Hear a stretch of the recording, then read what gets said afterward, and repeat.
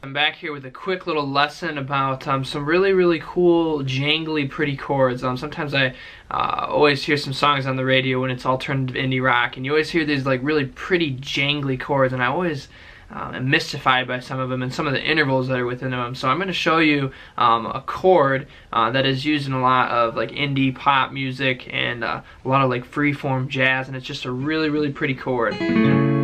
So I'll zoom in and I'll show you the fingerings of it, and I'll show you how you can use it in any of your progressions in your own style.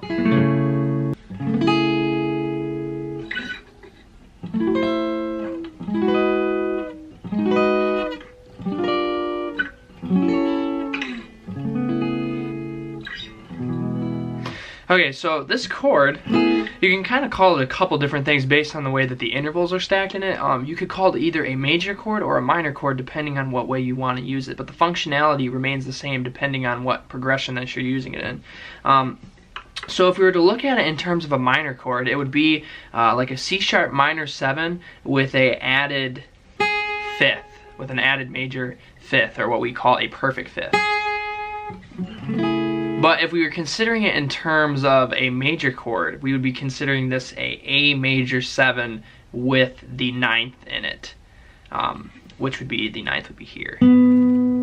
So I'll kind of show you the shape in terms of a basic chord shape that we know. So let's say we take a C sharp minor chord. So we're on the 4th fret here.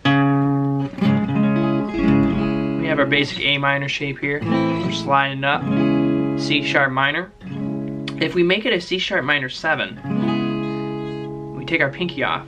We want to take our ring finger off and put our ring finger a half step above on the D string. So we have this shape here. So if I remove my bar, I kind of have my, we'd be barring on the 4th fret here. And then my, let's see, my middle finger would be on the 5th fret of the B string. And then my pinky would be on the 7th fret of the D string.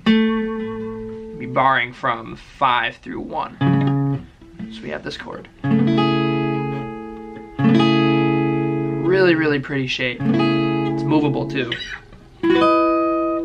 And what I was kind of playing in the beginning is I locate this chord based on the note of the D string. So since this is an A note, I'm playing it as an A chord, like an A chord would be here, but I'm playing it like here.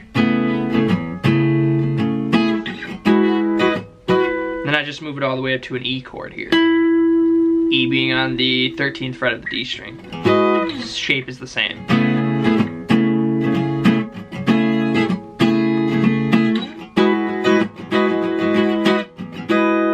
It's just a really pretty chord. You can get a lot of cool sounds out of it. I've been messing around with some kind of ideas with like finger picking.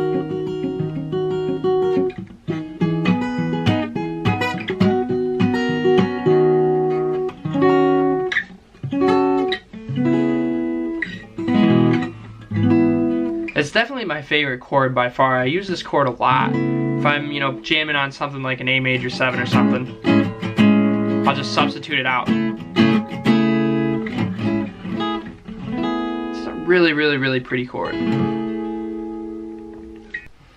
Okay, guys, that was the quick little lesson on that pretty jangly chord. I hope you guys liked it. I hope you enjoyed it. I hope you guys put that in some of your own progressions. It's a really cool chord, and it's something fresh and exotic and new when you're adding into different progressions. You know, if you're jamming.